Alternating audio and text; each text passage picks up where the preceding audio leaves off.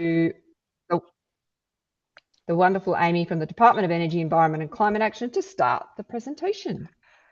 Excellent. Thank you, Lee. And it's lovely to be here tonight. I am also coming to you from Wurundjeri land and country and pay my respects to their elders past and present and their connections to the land, the water and the country that I'm on, and also to the country that you're dialing from today.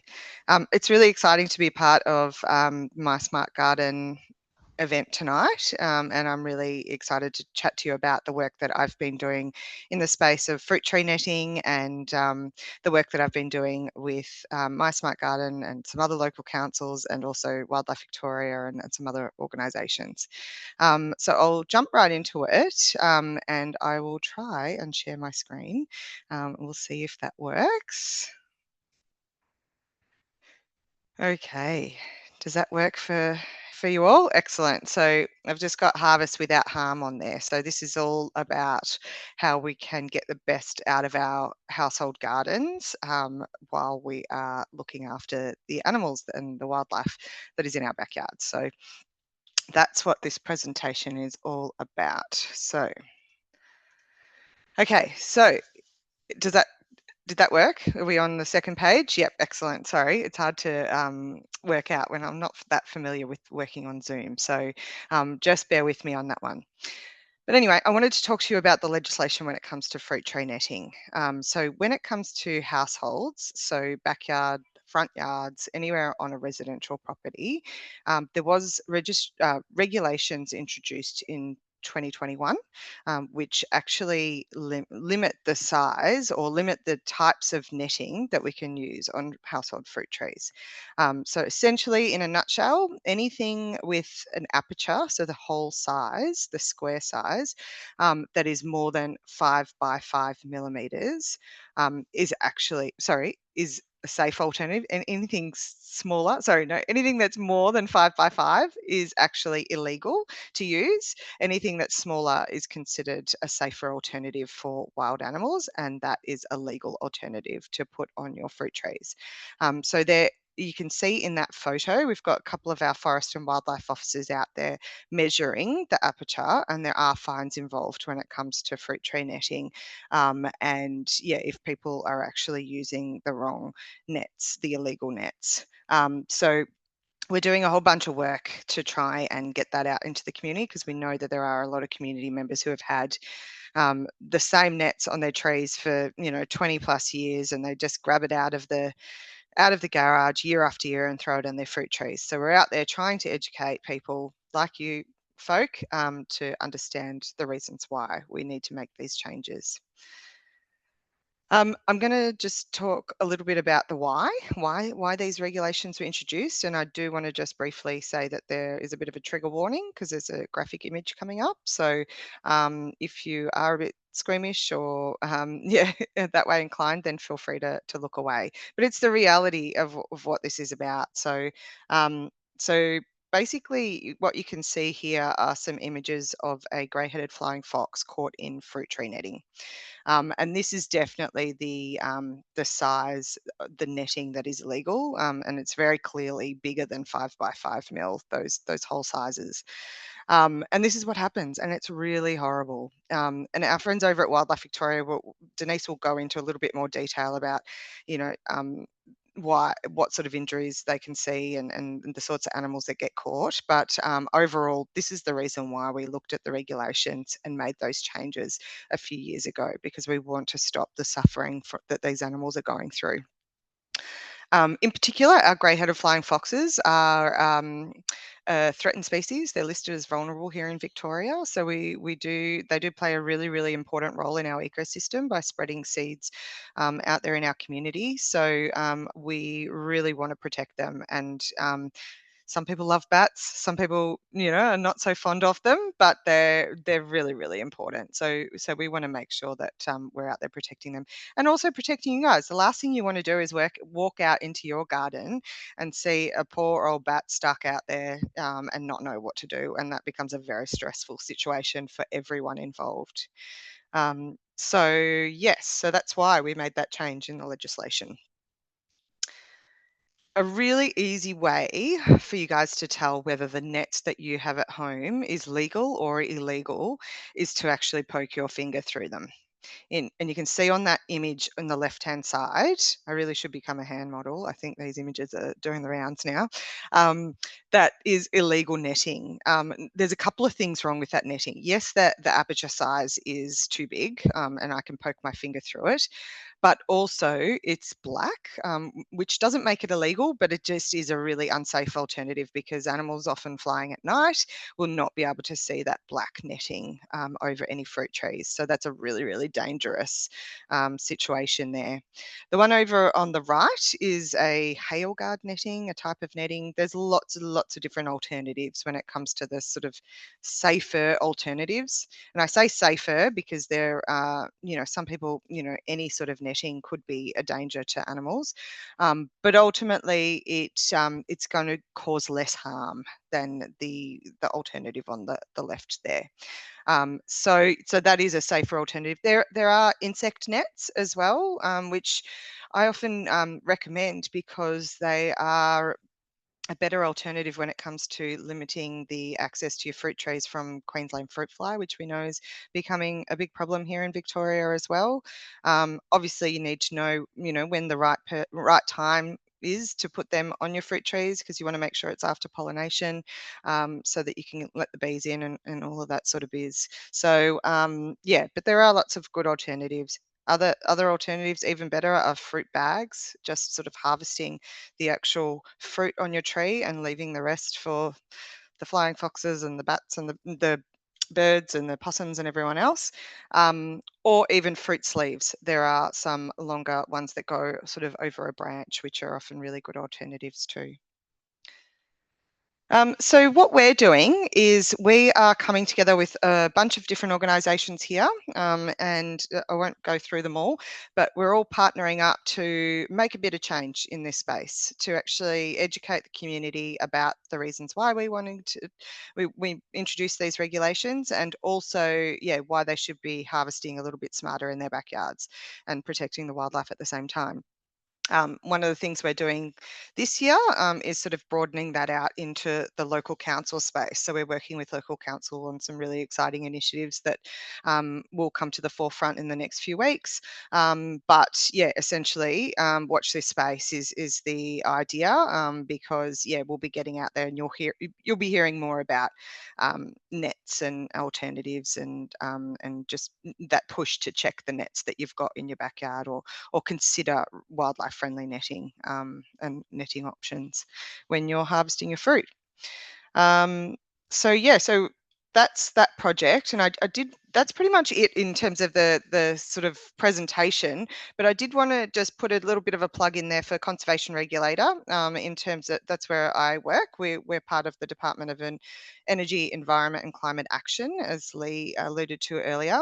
But we're the sort of regulatory arm when it comes to public land and wildlife protection, and that sort of thing. So we are, we're always looking for more people to follow us on, our social media channels, just to keep abreast of the things that we're doing. And we'll be posting a lot about the nets coming up, this spring.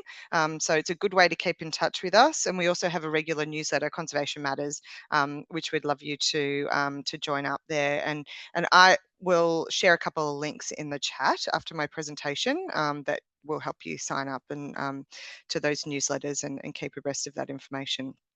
But ultimately, what we're about is keeping the animals wild and protecting them and making sure they're safe out there in the community as well as our public. So so that's pretty much it. I'm more than happy to answer any questions that you all have. So fire away. And thanks again to Lee and My Smart Garden for having me tonight.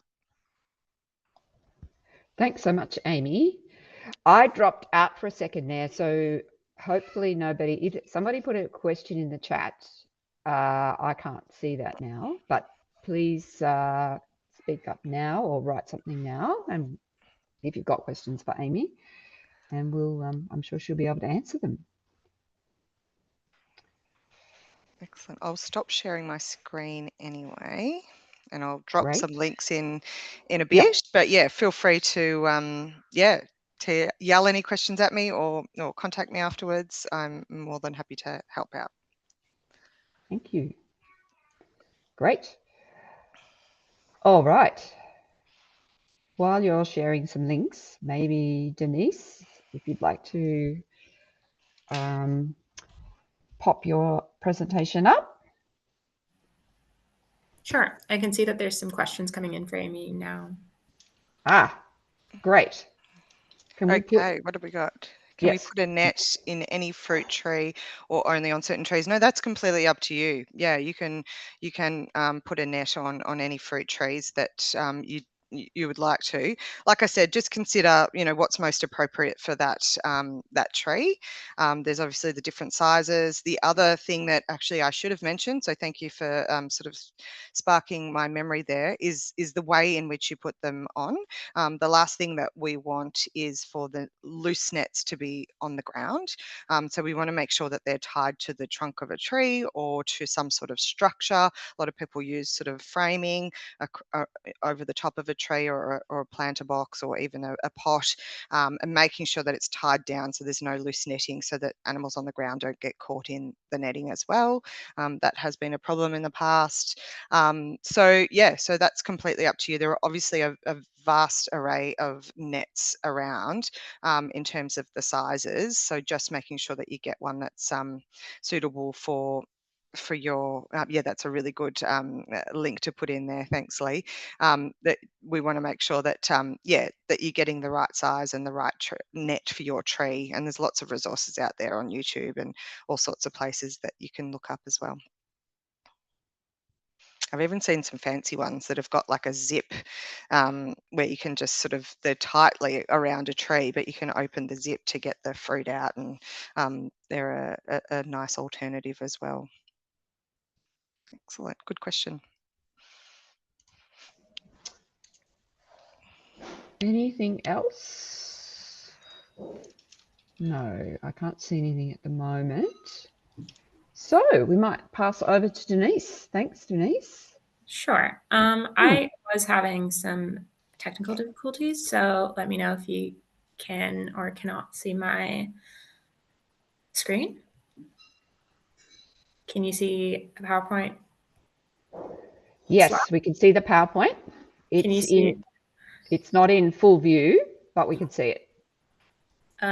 Okay. Well, do you want me to try sharing it, Denise? I think that would be really helpful. Thank you, Amy. Give me a sec. I've just got to find the preso. I will give it a go, but feel free to introduce yourself while I'm doing that. Sure. So I am joining you guys from Wildlife Victoria. So a lot of you might know us already. We kind of like to call us the 000 for wildlife. So if you're ever in a situation where you come across injured wildlife, we are the people to call. We run a 24/7 emergency response service that covers the whole state of Victoria. And we have a wonderful network of volunteers all across the state who we deploy to help people out, help wildlife out when they're lost, orphaned, or injured. This has been a great initiative from, there we go. Yeah, it's not actually sharing though, is it? Oh, there we go. Yeah, thank you. There you go. You just tell me when to click. I mean, yeah, you can go to the next slide. Cool. So Wildlife Victoria, so like I said, we receive calls about injured wildlife. In the last financial year, received 189 calls about native animals trapped in fruit tree netting.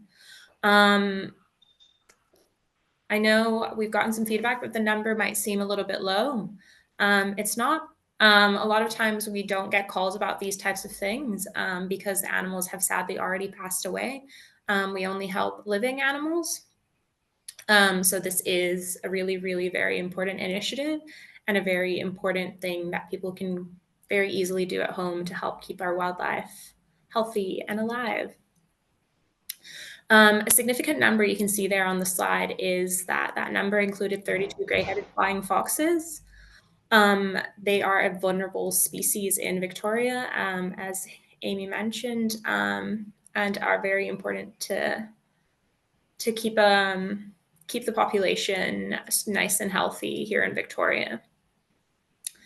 You can go to the next slide, please.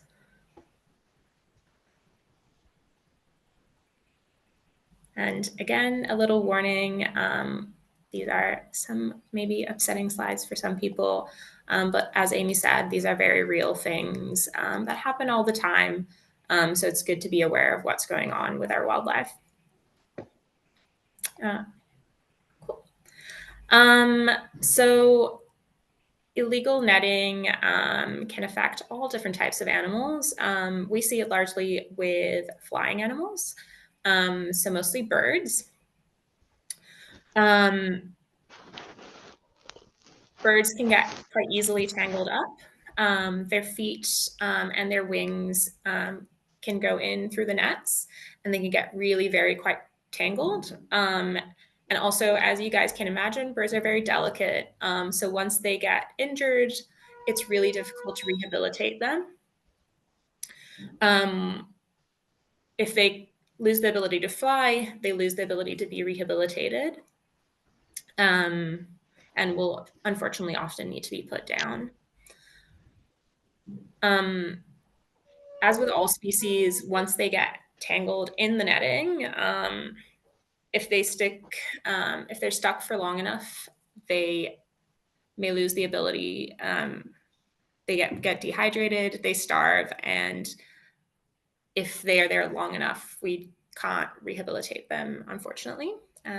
Very sad destiny for some of these birds.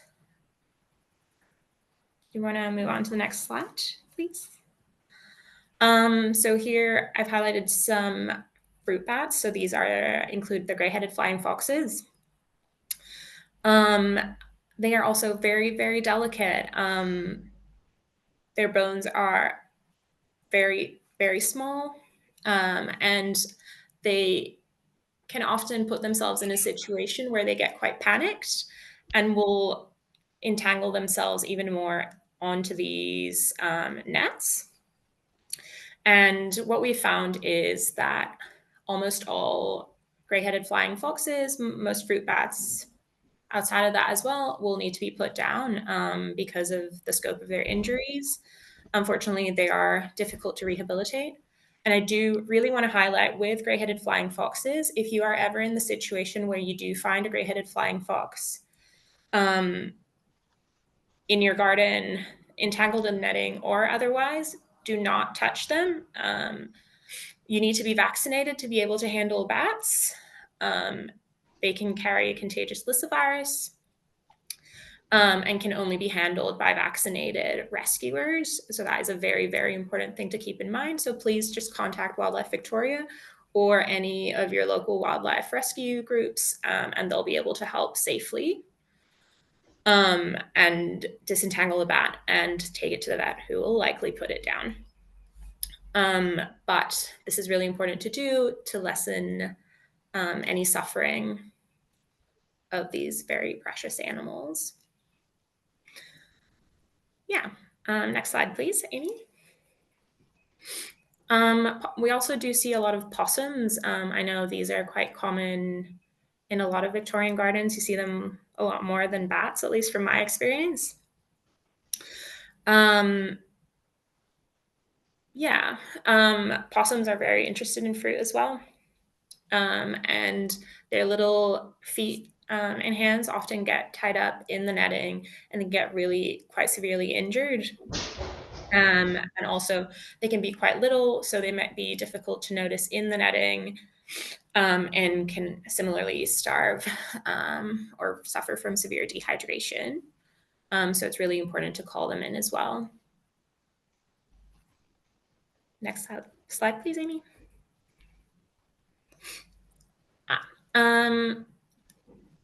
And then another species that we do see is reptiles. So this kind of ties into what Amy was saying about being mindful about how you tie your nets. So we don't love seeing nets hanging and being like floppy on the ground, because a lot of different types of animals can get tangled up. But similarly, people can use netting on bushes and different types of plants that they have on the ground, which is absolutely fine. However, it is important to be mindful that not only flying animals get stuck, and reptiles can be quite confronting for people at home, and can be quite difficult to rescue as well. So it's very, very important to keep in mind wildlife safer netting with any type of plants that you have at home. So here we have a little bit of an example also in the photo of bunched up netting and how we want to be as mindful as possible to keep it all tight, so wildlife can avoid it as easily as possible. Next slide, please, Amy. And this is an important point. Fruit netting entanglements are very stressful and painful for all wildlife and can easily be avoided if we just remember to follow the guidance of Amy's photo with the finger. If you can't put your finger through, that is the best way to be safe for our wildlife. It's also very distressing to find wildlife in trouble in your garden. So even if the wildlife isn't your main priority, you can think about yourself, and to avoid difficult situations like that, to implement wildlife safe practices in your back garden. I think that might be my last slide. Let's see. Aha, thank you. And obviously, if you do find wildlife, please just call us, or you can log if you don't want to talk to a person, or if you're busy, you can always report an injured animal on our website, and we'll see to send someone out as soon as possible. Wonderful, Denise. I did see a question before my computer crashed again, which was a good one. It's how do you know when to net your fruit trees? Oh, that's a good question. I think from what I know, if I might just share, that the best time is after the fruit have formed. Obviously, you don't want to be preventing pollination from creatures, but certainly try to get them on before they've started to ripen. So you need the fruit formed, but before they've started to ripen, which is when they'll attract fruit-eating creatures.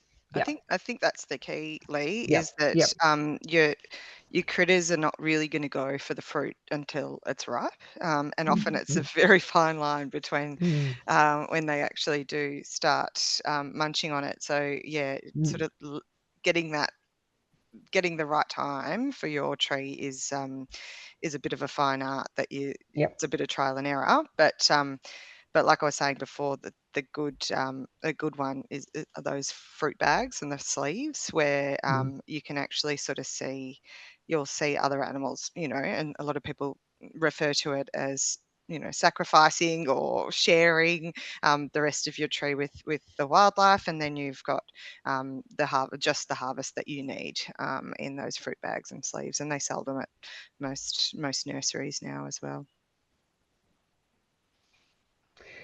Yes, somebody's commented, and this is my experience as well in my own garden, is that fruit bags, sometimes birds in particular, not sure about bats, can kind of sit on them and just sort of chew through them, but because they're able to be pressed against the fruit. But yeah, it's a really good point. Yeah, and Yeah, so maybe in that situation, a net would, you know, a wildlife safe net would be a better option, with maybe a frame so they can't actually get Yes. close to the tree and it's not flush up against the tree.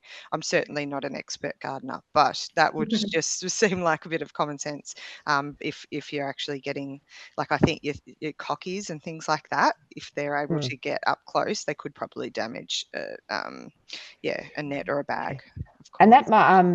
that Gardening Australia video that I shared the link to, which I watched, definitely is it shows how to build the frame, Yes. and it really does keep the bats and the birds away from the fruit and really protects it well. So yeah, do watch that video. It's I found it quite useful and helpful. Excellent. I There's can another answer the question next there. question. Yep. Yeah, I can answer that one. So we would ask, given that illegal netting can actually be a wildlife crime, essentially. That's how we would term it because of the implications to our native wildlife. We actually have a partnership with Crime Stoppers. So Crime Stoppers is the way to report illegal netting if you see it in your neighbourhood. And then we usually tend to use an education approach first. So our forest and wildlife officers would actually potentially either come and chat to the property owner or send a letter, depends on how many times we've heard from that particular property, and then use an education method first. If that's not working and we're getting sort of a repeat offender, then they would probably go down the avenue of enforcement and fines and things like that. But we try to avoid that if we can educate the community member first. But I will put the number in the chat for you. So yeah, good question.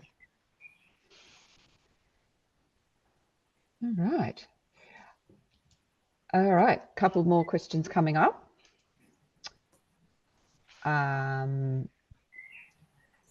Which fruit tree attracts the most animals?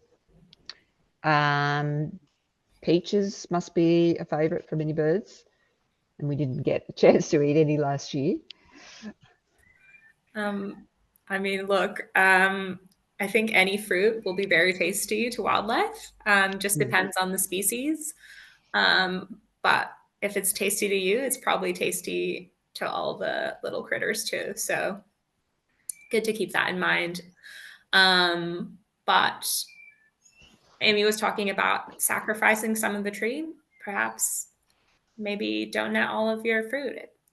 There's also that option to kind of share your bounty with the wildlife.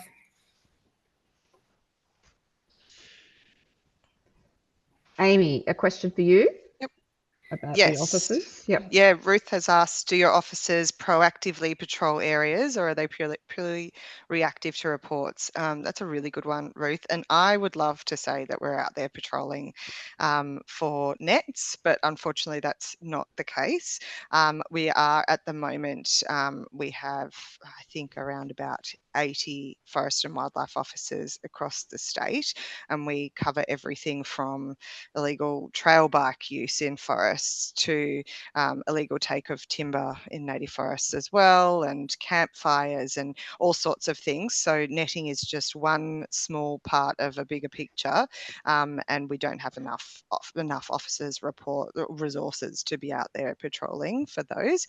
So we're relying on the community. But saying that, given that we're going out with this big education push and we're going to be getting some media attention hopefully on the issue soon, we're hoping that we're instilling that in the community to sort of be our eyes and ears on the ground and be out there and report those sites of illegal netting, or even if you're not sure whether it's legal or not, reporting it so that we can actually just educate that member of the public anyway. Great question though. And there's also a whole lot of other interesting events that you might like to check out. And I think the great thing about some of these, which I'll just share now, are that it's really about getting people familiar with these sorts of animals and helping them to understand, like you say, both Amy and Denise how important they are, how much they contribute to our ecosystems, and they're not a pest. These are the reasons and why we want to inspire people to look after them and really be conscious of not harming them. And yeah, grow to love them, I guess.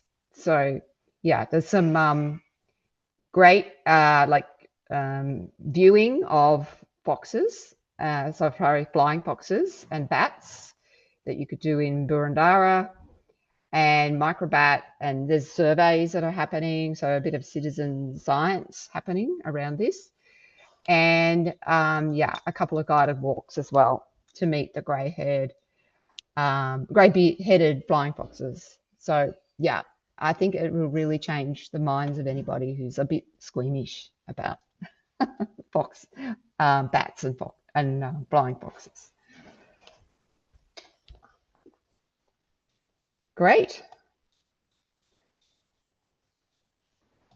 So we've kind of gotten through things pretty quickly, and yeah, but if there's any last minute questions, please jump in while we've got our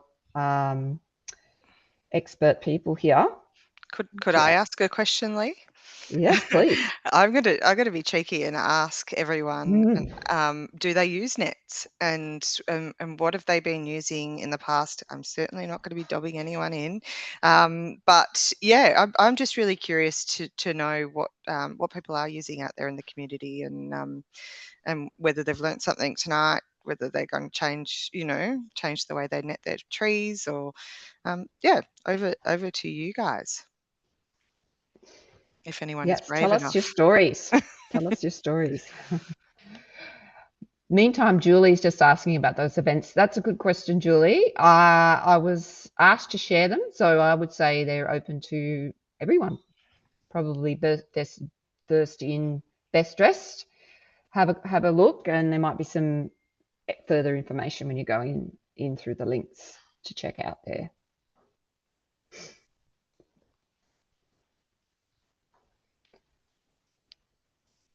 People are feeling a bit shy. I know. Is anyone going to tell me about their netting? No? Maybe no one's netting and everyone's just interested to learn more about it, and that's okay as well. Becky Sherry. Excellent. Good. Haven't used it before, but planning to use one over the peach tree. Have figs, only because it doesn't fruit as much, and we have figs and locusts. Oh, beautiful, beautiful. I'm so glad that you've come along tonight, and you're going to get it exactly right through learning about it through these sort of events. So that's great. Oh, lots of stories flowing in now. Yep. Good tip, Michael. 5x5 mil put on when the fruit begins to change color. Yeah, you've got to be alert, because too late, yeah, you'll lose a few. Yep. Oh, somebody just starting to grow fruit trees. Brilliant. This is very good knowledge to have when you're going into that. Someone's asked, how clear should the net be from the tree and leaves and branches? It's a really good question. I think it depends on the tree, on the type of fruit, the type of wildlife that you have in your specific area. If you've got those animals like the cockies and things like that, that if they get close, even if there's a net between them and the tree, if they're starting to bite through the net, then obviously having some sort of frame and being away from the tree is going to be a bit more advantageous, but I haven't heard of that a lot. So I think putting a net directly over a tree can work as well. So I think it's a matter of preference and depending on what works in your local area. A lot of local councils will have specific seminars and things that are relevant to your particular area, so that might be worth looking into or talking to your biodiversity officers about as well. I saw a rescue question from Selma. who says they had to rescue a flying fox caught in a fence and wore leather gloves. Would this provide sufficient protection? So our recommendation is that even if you wear leather gloves, you do not touch bats of any sort. Only the vaccine will protect you. These are wild animals, so unfortunately, we can never predict how they may behave. So please, please, please, thank you for taking the initiative to wanting to help a wild animal. However, please, please, please always call Wildlife Victoria or any other wildlife rescue, and they'll be able to come and safely rescue the bat.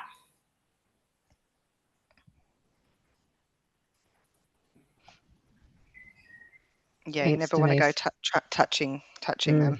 No. Back in a previous life, I used to rescue bats out of fruit trees, and when I was doing that, yeah, there's a particular way that we're trained as wildlife rescuers to get in there and handle these animals, and they're wild animals and they can be really unpredictable. So the last thing you want to do is put yourself in danger. So leave it to the experts on that one for sure. Yeah.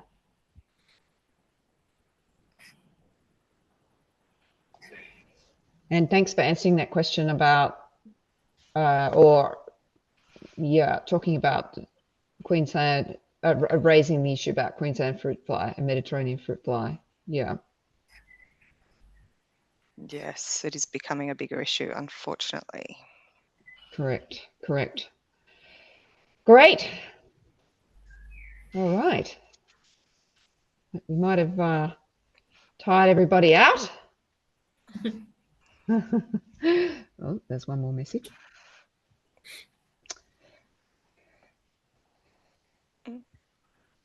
Somebody's got a rural block with a eucalyptus tree in the dam and wildlife coming to the dam. Fantastic. Ducks are staying close because they've laid eggs in a tree hollow. Okay, we're branching out into other topic areas now, which is fine.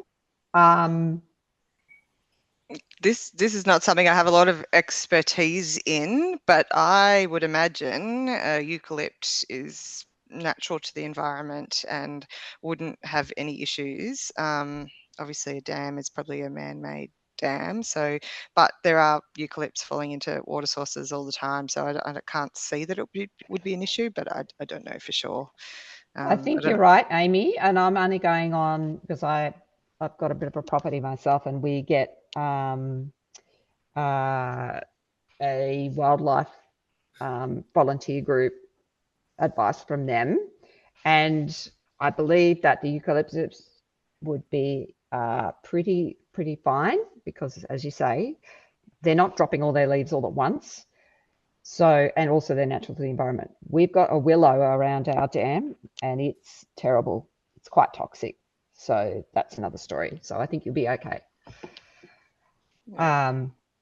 Becky has a question for you, Amy, I think. I think it might be for Denise, this one. Oh, sorry, Denise. The waiting period. Yep. It really depends. So spring and summer are our busiest periods. So it depends, I guess, what you're asking for. So sometimes if you call, especially during morning, when people are driving into work, we can get really, really busy. We are completely, all the rescues are done by volunteers. So it can take a while to attach a volunteer to a rescue, unfortunately. However, obviously we work our hardest to get there as fast as possible, but yeah, in spring and summer, patience is very much appreciated. It is incredibly busy for us. We're a not-for-profit, so yeah, on the phones it can be anywhere from a few minutes to up to half an hour, unfortunately. But if you are very busy, we do have other avenues like just logging the injured wildlife on our website. That is equally as effective, and our emergency response operators will attach a volunteer to the case, even if you log it online and don't have time to wait on the phone to speak to someone.